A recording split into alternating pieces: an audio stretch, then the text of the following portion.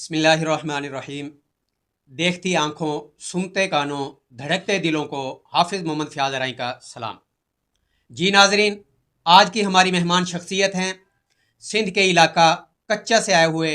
बहुत मुश्किल से हमने इनसे टाइम लिया। जनाब परेशान डकैत साहब, आइए हम इनसे पूछते हैं कि कच्चे के इलाके के आजकल क्या हालात हैं। जी परेशान साहब, क्या हाल है? जी ठीक जी, शुक्र माशा। अल्हम्दुलिल्लाह। अच्छा परेशान साहब, हमारे स्टूडियो तक आपको पहुंचने में कोई तकलीफ तो नहीं हुई? कोई एक परेशानी हो तो आपको बताऊं।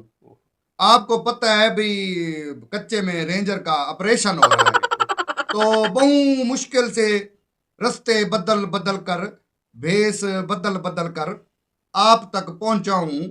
बस मेरी एक ही खूबी है कि जो परेशान है वो जबान का पक्का बंदा है। जो आंख दिया फिर वो कर दिया।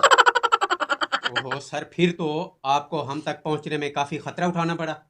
ओहो हो बिरा, कोई एक खतरा? तौबा तौबा। ये जो रास्ते में पुल आती है गाजी घाट, वहां पर भी रेंजर खड़ी थी। वो तो भला हो उस बस वालों का जिसमें मैं आ रहा था, उसमें बारात थी। अच्छा। तो आधा घंटा जो है मैं वो खुसरों के साथ नाच नाच कर पुल पार किया है, तब जाके कहीं मैं उनसे बचा हूं। अच्छा सर, ये खुसरों के साथ नाचना बड़ा मेहनत वाला काम है। अरे कहना क्या चाहते हो? आप भाई पढ़े लिखे बंदे हैं, आप मुझे एक बात बताएं कि दुनिया में सबसे ज्यादा मेहनत वाला कौन सा काम है? चुप हो जा सातवीं फेल। दिहाड़ी करना? नहीं मछलियां पकड़ना? ना, तो फिर क्या है, आप ही बता दें। रोटी खाना, रोटी।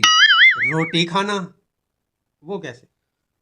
दुनिया में सबसे जो औखा काम है वो होता है रोटी खाना, वो भी मुफ्त की। आप मुझे किसी से रोटी खा कर दिखाएं, मुफ्त वाली, आपको पता लगेगा भाई कितनी मेहनत करनी पड़ती है। हम मालूम है तेरे बाप को मत सिखा। अच्छा परेशान साहब, आपके वालिद साहब हयात हैं? जी जी, अब तो वो बूढ़े हो गए और अद्धे जो हैं वो वाहियात हो गए। आप कितने बहन भाई हैं? हम जी 6 बहन बिरा हैं, 6। अच्छा, आपका नंबर कौन सा है?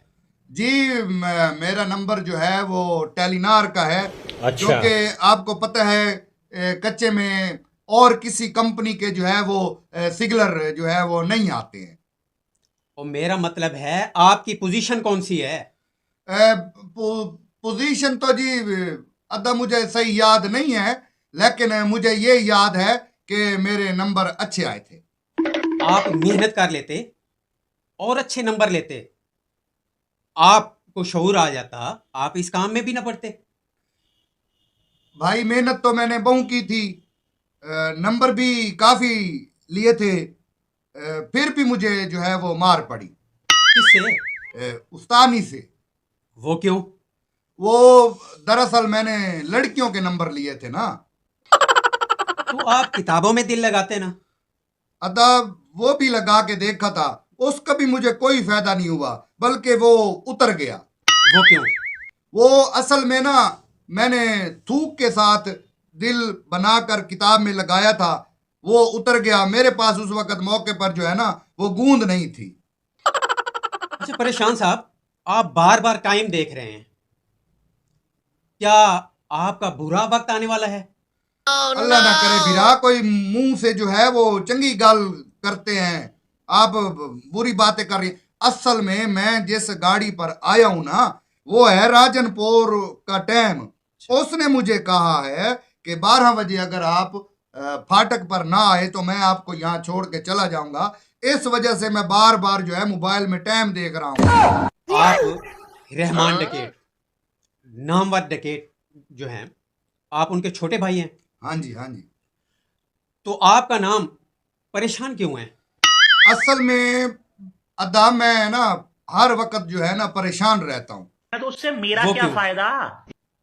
कभी पुलिस से, कभी रेंजर से, कभी जो है वो रिश्तेदारों से, और कभी कभी डकैतियों से। कभी डकैती नहीं होती, इसलिए परेशान रहता हूँ। बस यही वजह मेरी परेशानी की। तो आप मेरे पास आ जाएं।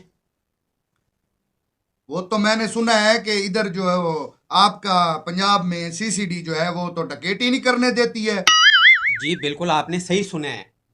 वो फुल फ्राई कर देती है आदमी को, समझ रहे हो? ऐसे लोगों को। तो फिर मैं खाऊंगा कहाँ से फिर? तो आप ये काम छोड़ दें, मेहनत मजदूरी कर लें। मेरे पास स्टूडियो में चौकीदार की नौकरी है, आप वो कर लें, अच्छी तनख्वाह मिलेगी, आपके बच्चों का अच्छा गुजारा हो जाएगा।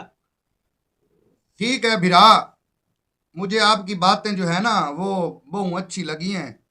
तो मैं अपने बच्चों को लेकर 2-3 दिन तक आपके पास आ जाऊंगा। बस आप मेरा जो है वो कोई रहने का बंदोबस्त कर देना। जी जी, वो मैं कर दूंगा, लेकिन मेरी एक शर्त है।